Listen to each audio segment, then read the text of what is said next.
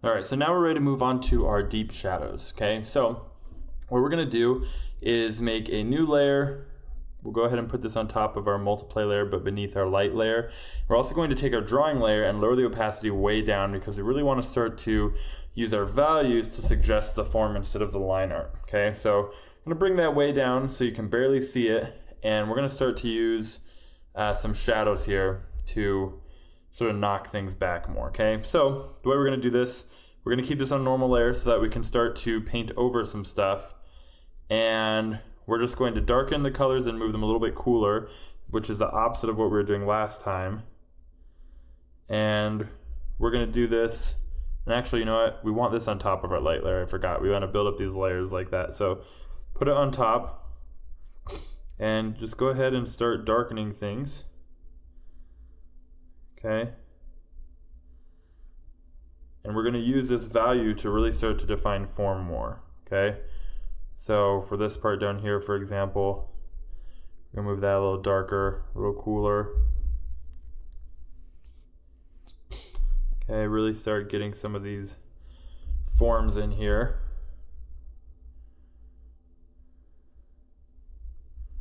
Pushing some of these areas really quite a bit darker. Some of them might even be almost black, like some of the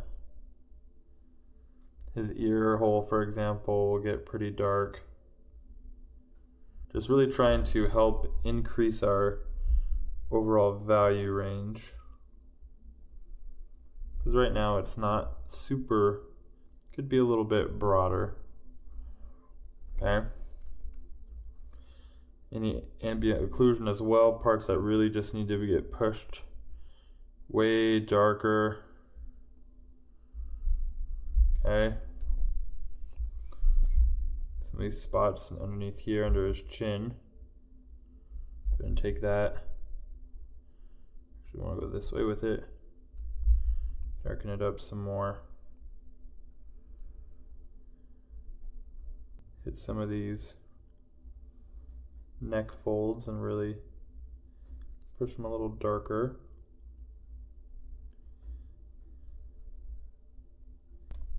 A little deeper there to get in some of these folds underneath here.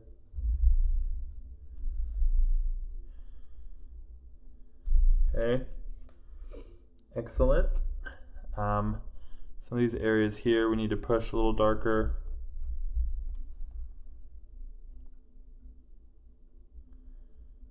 We just want to push those shadows back, really help define those edges a little bit more. Okay. Let's see, where else? Probably a little bit here underneath the horn. Shadow could go a little darker there.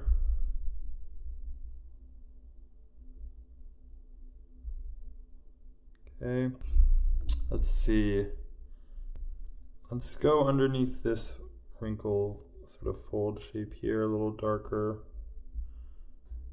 A couple of these scales could go just a tad bit darker. Some of these wrinkles, they help push it back some more.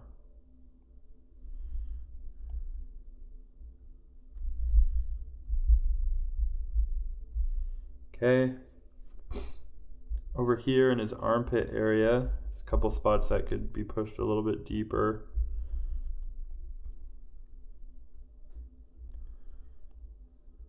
While it's back here, we'll push those shadows a little darker there.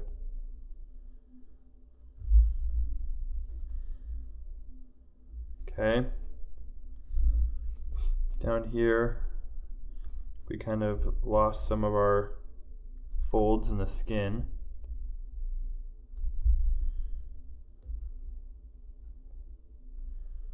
So let's go ahead and bring that back in and add a little bit more detail to it. Well as under here.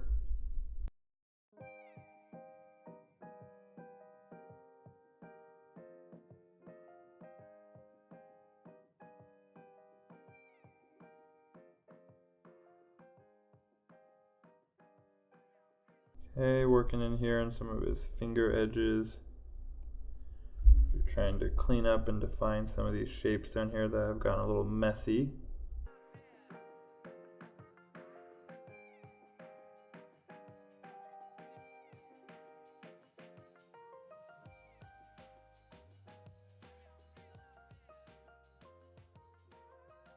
do this other hand as well.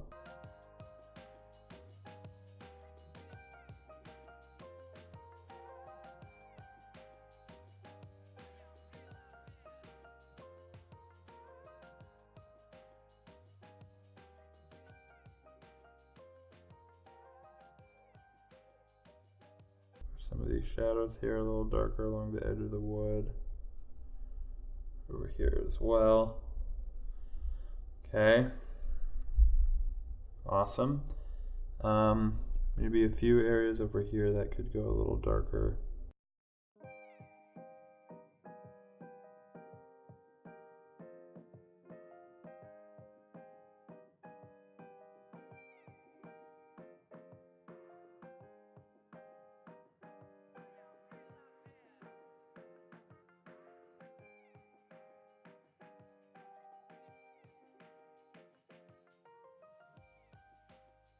And maybe just a little bit on a couple of these scales here that we want to help define just a tad bit more. Might be a little too much on some of those. Some of these areas really help define the form here.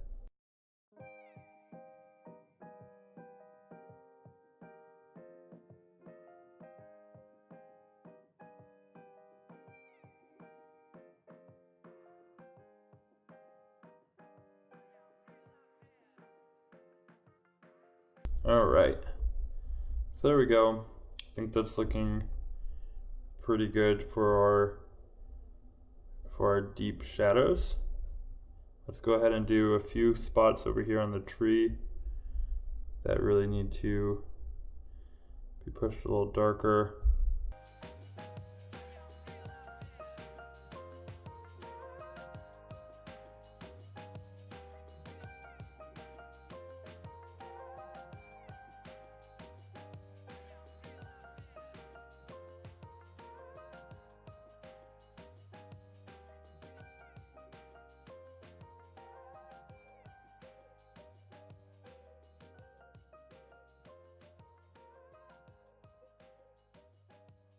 Really push this part underneath where he's sitting on the log. We want that to really fall into shadow down there. And while we do this, we can kind of use that to clean up some of this light and stuff going on here.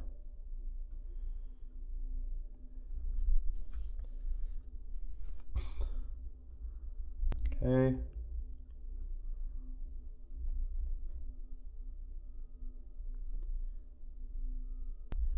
And then this last part over here.